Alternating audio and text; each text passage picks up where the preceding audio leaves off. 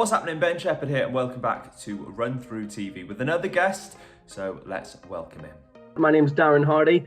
I spent 15 years in the British Army. I was medically discharged in 2017, and now I work actually for CBRE, head of projects, but in my spare time do different challenges out there. I'm sure that we'll come on to raise money for mainly children's and veterans charities.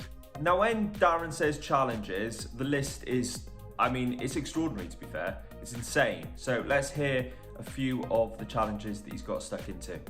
Last January, just before the pandemic hit, I went out to the Yukon Arctic Ultra. And originally I planned to do it for me. I was discharged with PTSD amongst also an injury, but I planned to do it for me, and then I realized that I would like to raise money as it's going along, and my background's sprinting, and I thought I'll just get into these multi-day ultra endurance events and focus in my own head and really just go for it. That's my medicine and such. And I went out there, and then I tried for the 300 miles, but I stupidly went 6 weeks after surgery, major surgery in my shoulder, and I got pulled off at the 100k point for just could not use my left arm, so sort of a medical evacuation on that. But grand, and look forward to going back when the funds arise. Again, it's quite expensive.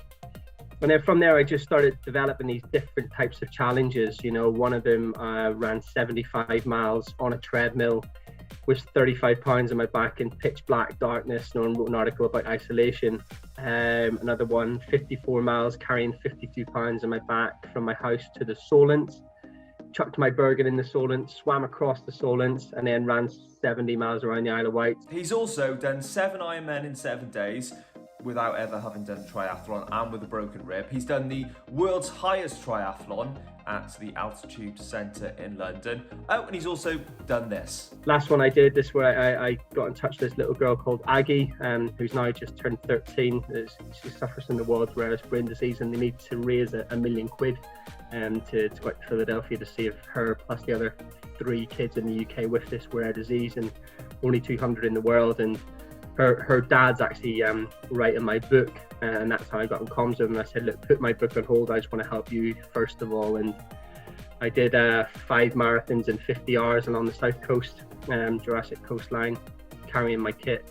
And and then that went well. We raised 31 grand over that in April. And then just last month, October, did set 2 world records in pulling a 1.5 ton BMW for 2 days on the trot. Let me just reiterate that, okay? Darren pulled a 1.5 ton BMW for 2 days. Yeah, first record was 33 kilometers. I had to pull it within 24 hours. I did 37 kilometers, and I just carried on pulling and pulled it 53 kilometers. So that's 1 world record set. Still got an hour and 40 minutes to spare. Just going to keep pulling, and then we'll go for record number 2 over the next 24 hours. That was around a 500 meter loop on an airstrip. It was mentally breaking me the whole way through. To be honest, and physically as well. At 5 kilometers into that, I felt like at the sort of 100. I felt like I'd ran 100 kilometers. And that's how tired I was, and I was like, how am I going to ever do this? And I just thought, if I can just keep putting one step in front of the other, I'll just crack on. The mental strength of Darren is unbelievable, isn't it? And like you just said, after just 5k, he was really, really struggling. But was that the hardest point of the challenge? Most of my challenges go in over the night, and the first night is generally like, oh my goodness. So that's when morale goes. People who are there with me throughout the day leave, at 10 o'clock at night or whatever, and I'm on my own then through that. Obviously, I had someone in the car all the time steering it behind me, but actually out walking next to me was quite anyone. We had little kids' school come up and that, and they were eating their lunch and cheering me on during the day and that. But when all that goes, it's just you and your brain. It became more difficult then. And there's 2 significant points, probably more, that I remember. In fact, 3, I suppose. There was on the first night, where the track was when I was doing the airway, even though airstrips look flat and level, they're not even the slightest incline.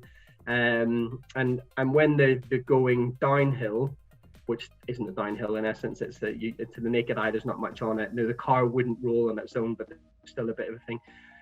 Decline when going down the hill, and I was struggling to pull the car. I knew coming back up the other side was going to be horrendous, so I was absolutely dreading that.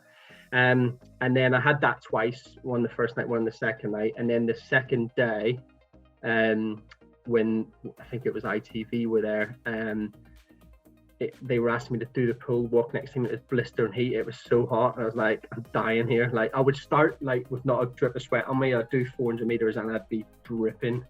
I think it's fair to say that we can all take a bit of motivation away from Darren and the amount of challenges he's done, the extraordinary amount of money he's raised as well. So big shout to Darren for coming on RunThrough TV. He has got some insane 2022 challenges planned. I'm going to leave them for him to announce. But what I will say is, a car obviously wasn't big enough. I'll leave you with that, okay? Anyone else you'd like to see on RunThrough TV, please do pop them in the comments below. Subscribe and give this video a thumbs up as well, and I'll catch you again soon.